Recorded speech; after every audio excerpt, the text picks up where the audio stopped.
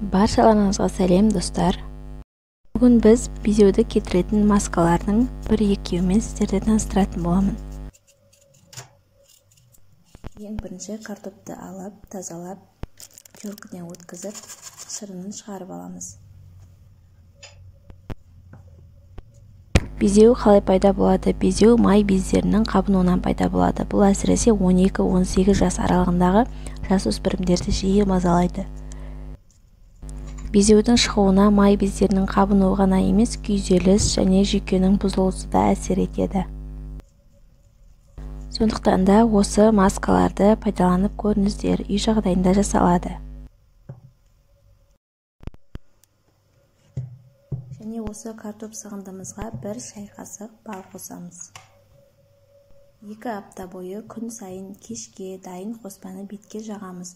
20-30 минуттан соң жуып тастаймыз. 5-7 күн демалып, емді қайта жалғастыруға болады. Егер бет терісі майлы болатын болса, сәбізден ботқа жасап көріңіздер.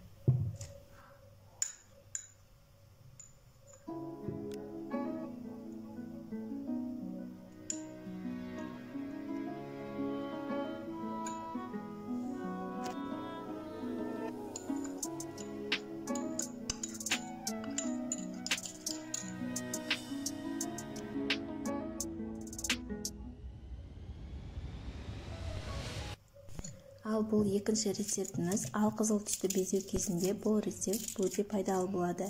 Әр емде бірнеше тіс сарымсақты езіп, бетімізге жағамыз. Яғни масканы 10-15 минут ұстаймыз. Мұнымен бірге сарымсақтан жасалған препараттарды пайдалануға болады.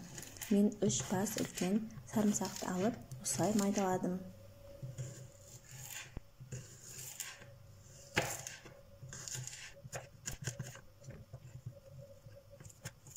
Сарымсақты бетімізге күн сайын жағбаймыз. Аптасына 1 рет, 2 рет қолдансаңыздар болады.